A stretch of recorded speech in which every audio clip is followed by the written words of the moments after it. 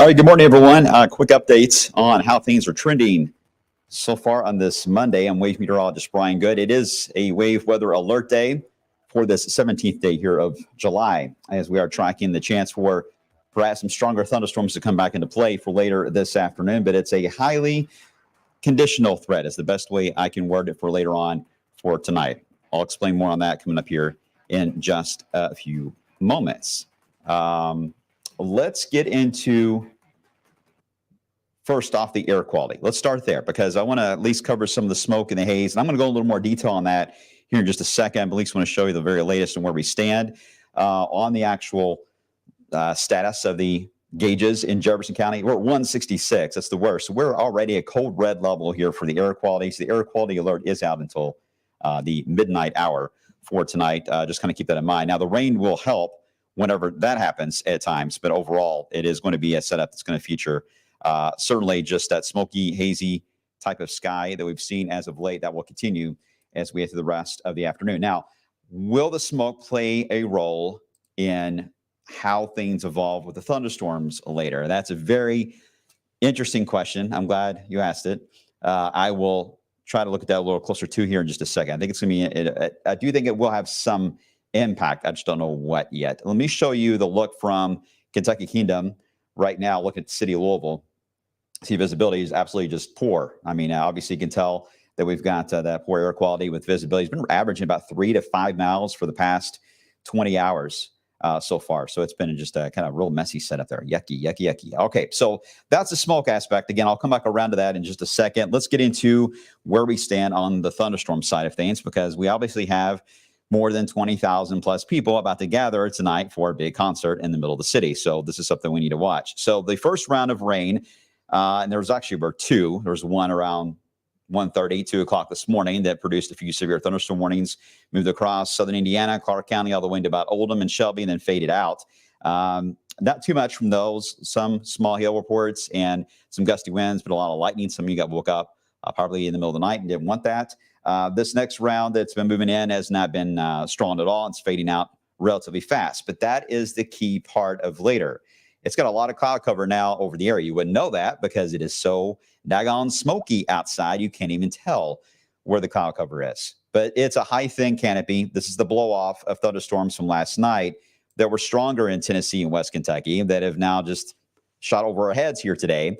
And that in itself will limit the amount of heating that's going on. But they are thinning, and the modeling continues to indicate they will continue to thin as we head through the rest of the midday hour into about 2 or 3 o'clock. And that's an important part because you thin the clouds out, you gain some heating, ground heats up, air begins to rise, boom, there you go with the next round of thunderstorms.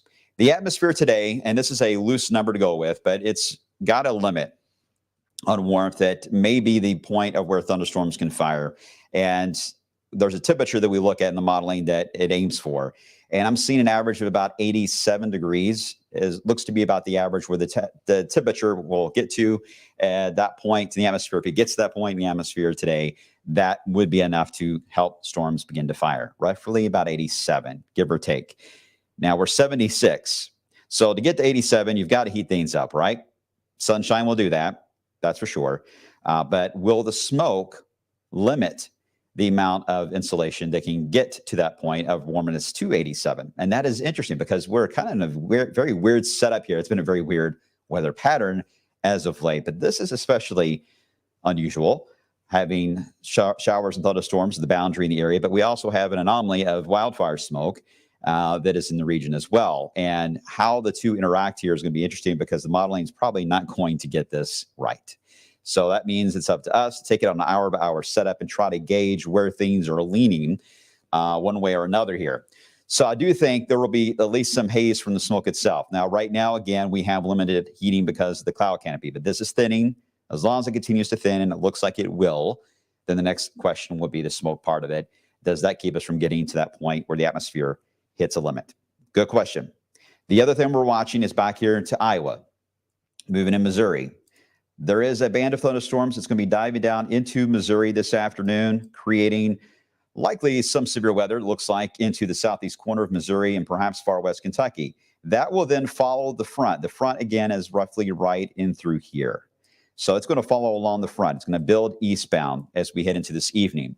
As that happens, there will likely be storms that will form along the front this afternoon, not far from Indianapolis. They will be heading southbound. So we will have two different areas we just kind of need to monitor. Storms will be developing to our north, heading south. Storms that will be ongoing from Illinois and southern Missouri that will be approaching from the west. Now, will they both get here at the same time, or one get here before the other? That's a very good question. And the models say yes and no to that answer, which is great. But that's important because that would influence where locations would be and certainly impacts. The northern batch of storms, if they can get strong enough to severe, that would be a problem, I think, for the city. Anytime we get strong storms that approach from due north, it is an unusual wind direction for what we consider our wind rows for the Louisville area. So when you get strong wind gusts that come in from the due north, we tend to run into more problems with tree damage in that sense because the trees are not used to a strong wind from that direction. So storms from the north are a little more of a problem when they can get strong and approach. The storms from the west, we are used to that. And if they can get here quick enough, they may influence that line and may weaken it, or it may just all congeal together and become just a blob of heavy rain and not so much of a very strong wind event. Either way, we got to take this step by step. So recapping again, I'm going to show you more of the parameters in a second. We've got to figure out how much heating between now and about 4 o'clock today, how much heating is going to happen right along I-64. That's a crucial part, I-64. Secondly, we'll keep an eye on the thunderstorms up here. How do they evolve into Missouri between now and, say, about 5 p.m.? And then we'll have to look at Indiana along the front.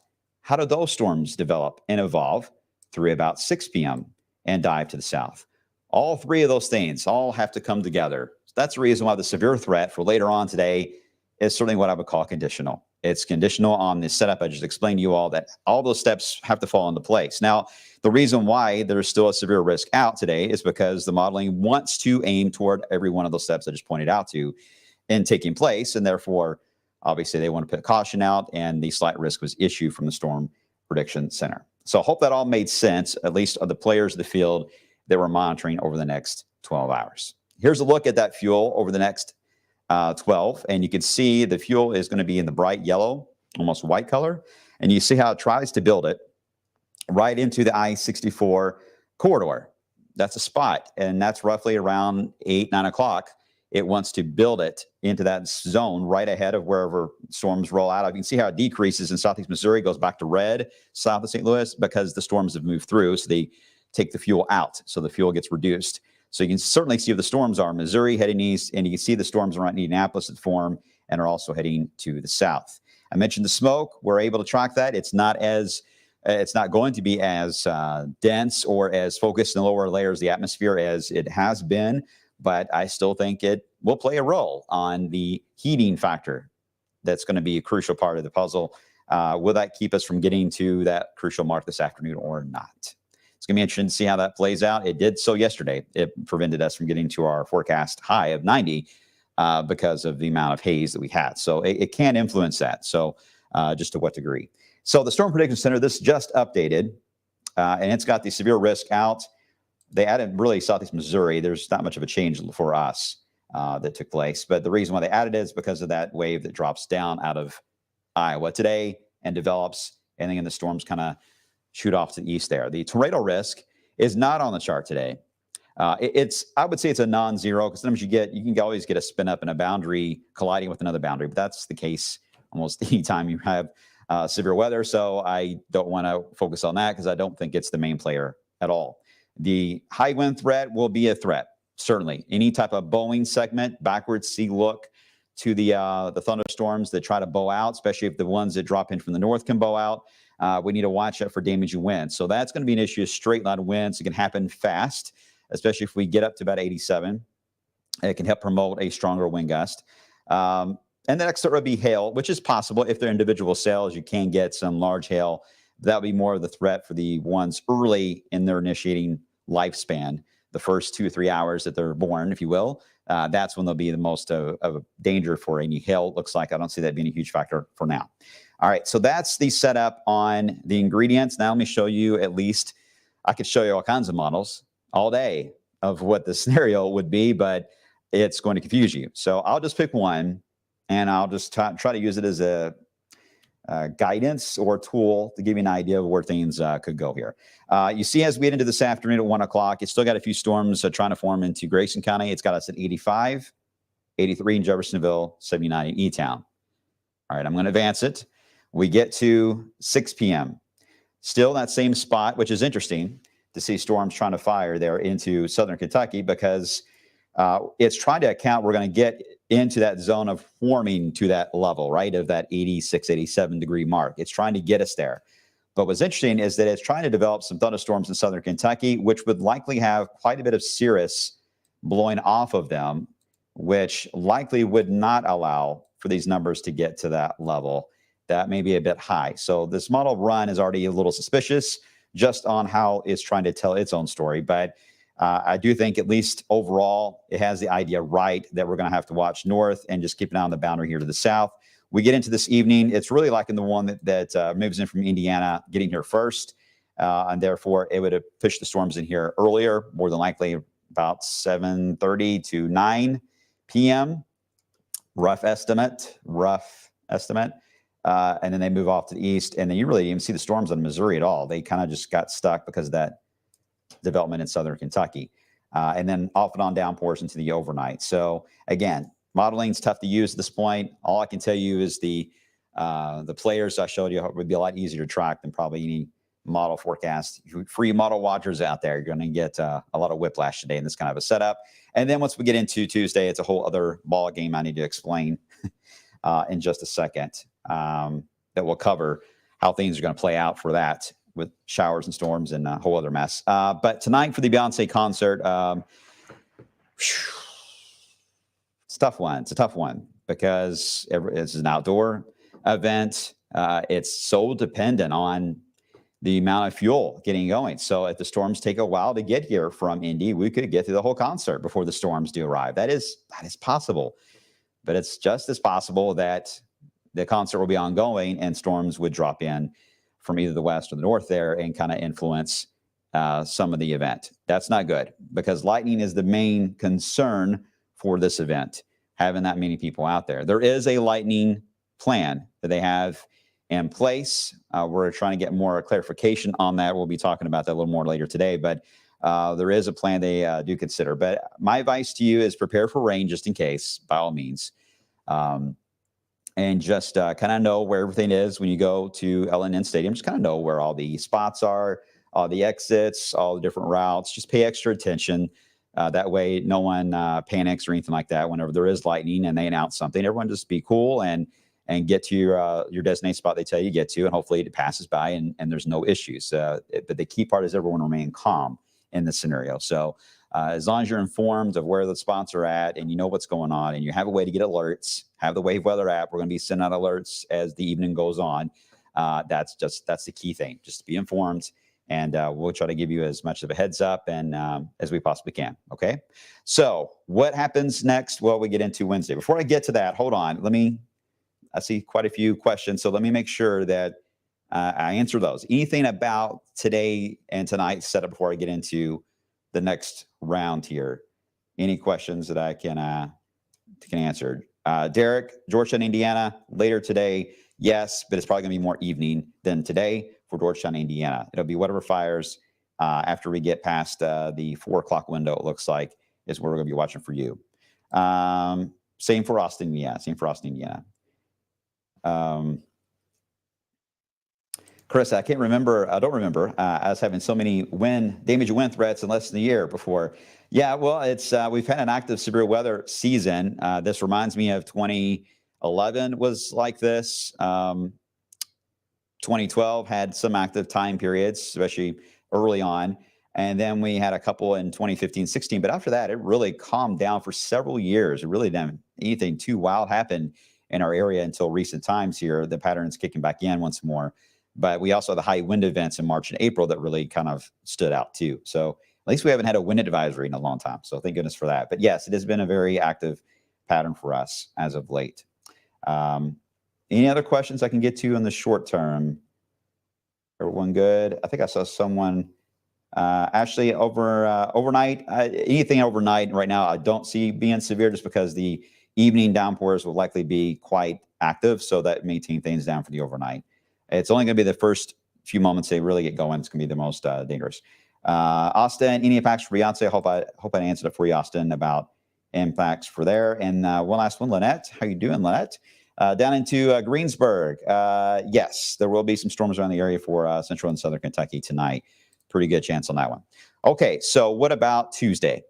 Tuesday, we'll start off with whatever happens overnight tonight with some lingering showers and storms. That will be around. They will try to fire as we get into Tuesday afternoon. Right now, I think areas between Paducah and Louisville stay in the best potential to see anything that could fire tomorrow afternoon. That will be limited. The rest of the area looks to be fairly quiet. Now, once we get into tomorrow night, so this is an overnight Tuesday night into Wednesday scenario where we've got a boundary that's going to be very apparent, that's going to be showing up in a very slanted form, northwest to southeast. And along that boundary, showers and storms are going to fire along that. But where will that be? It's important to know that because once this fires up, it will likely train. In other words, it will move to the southeast, and then more will develop behind it, and then more behind it, and then more behind it. So it looks like when you look at the radar animation, you're going to see a radar of a line of rain, heavy rain, in a slant. And it looks like it's not moving at all because it constantly is regenerating over the same spots.